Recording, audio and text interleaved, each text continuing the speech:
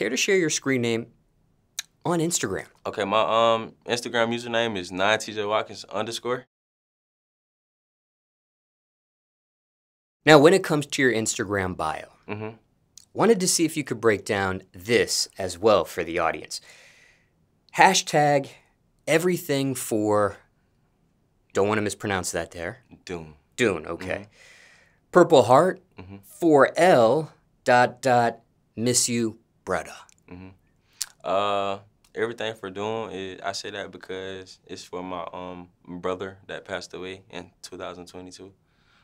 He was like a YouTuber, for real, you know what I'm saying? He was like, he wanted to do YouTube more than anybody that I knew, you know what I'm saying? So I'd be like everything for him, like everything I do is literally for him because like he was like one of the only ones, well, one of the ones that believed in me before I got going with what I was doing for real, you know. He always wanted to see me win. He helped me start my first YouTube. He used to edit my videos, you know what I'm saying, drop my videos for me. Like, he used to just help me out. Like, he was, like, literally a helping hand. Like, he was one of the people that really wanted to see you win, you know what I'm saying? If he seen the potential, he was going to do anything to, you know, get you to that level for you to, like, really start believing in yourself for real. And that's why I say everything for him, because literally everything is for Doun, for sure. Now, using the phrase brother, biologically related or just figuratively there? Figurative, yeah. And you mentioned your first YouTube channel. How many YouTube channels have you had since? I only have one. Okay. Yeah, I always say he helped me start my first one, but it's still the same one that I use now. And for those in the audience getting to know you for the very first time, care to share that channel name as well? TJ's TV. You can look me up on YouTube. It'll pop up, TJ's TV. Yeah, that's what you can find me on YouTube at. Now let's take it all the way back. Okay.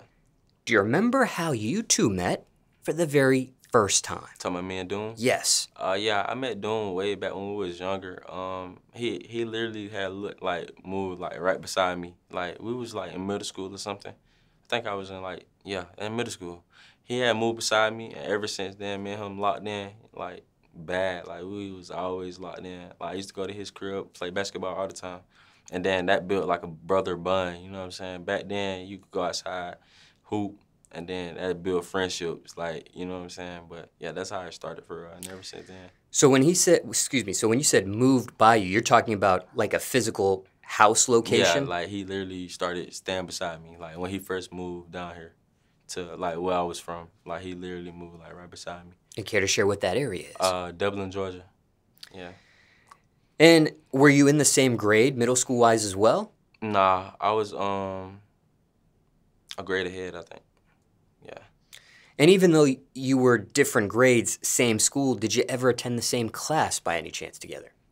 In high school.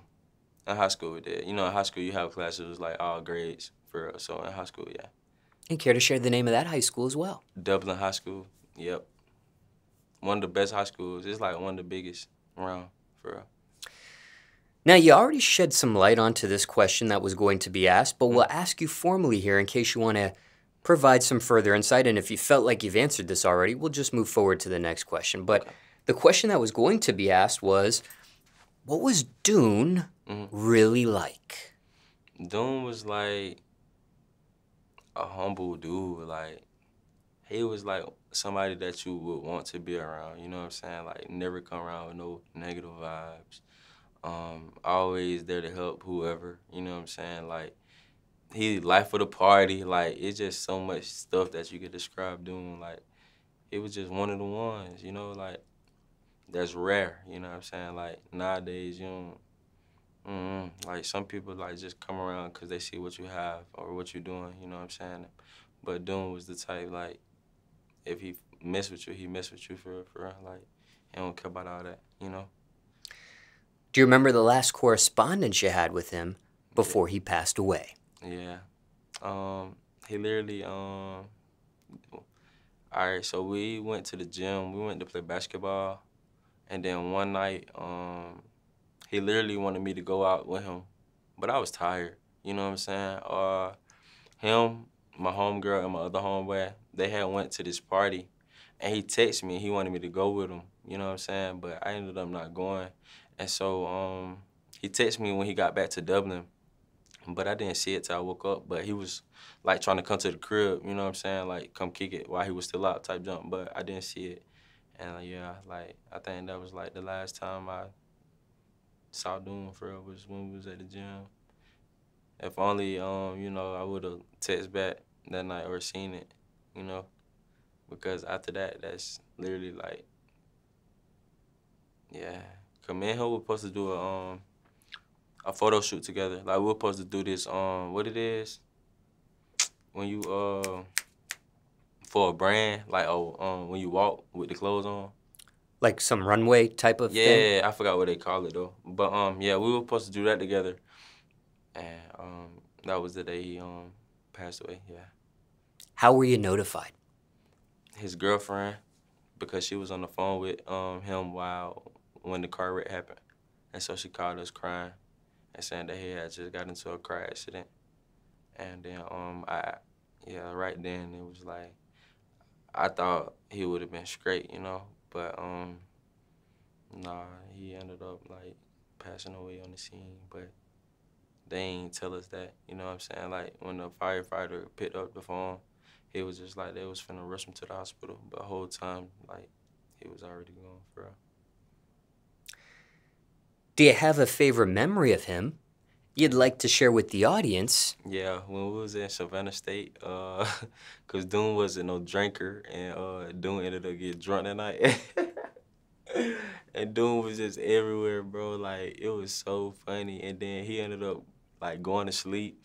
And he was so heavy. Like, he was so skinny, but he was so heavy. He was, like, dead body weight or something. Like, we was trying to tote him up the stairs. We dropping him and all kind of junk. Like, it was so crazy, bro. But I got so many memories, bro. It's like, that's, like, my favorite one, though. Because that night was so funny because Doom don't drink at all. And he ended up getting, like, towed up for real.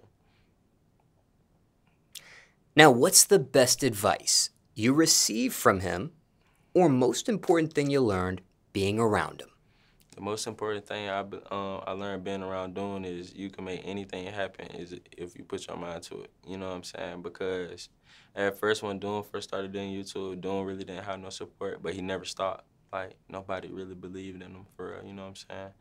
But that didn't make him stop. He just kept going, and then we started getting around people, and then his channel started pulling views, and he started feeling himself, and he started feeling good about himself, you know what I'm saying? He got him a girlfriend, and yeah, so that's like the best thing I learned from him. Like, you literally could do anything you want if you really put your mind to it and lock in with it for real.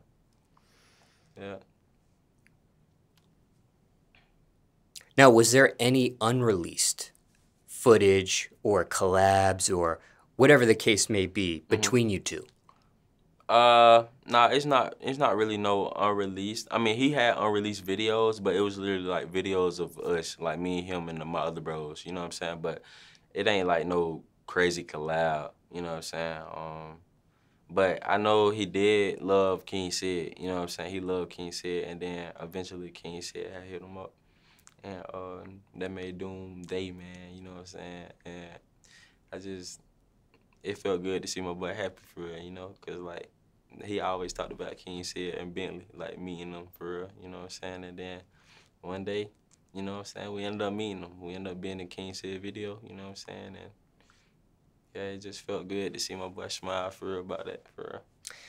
And again, for those in the audience getting to know you or him for the very first time here, what was the title of that video, or what was that called? Or It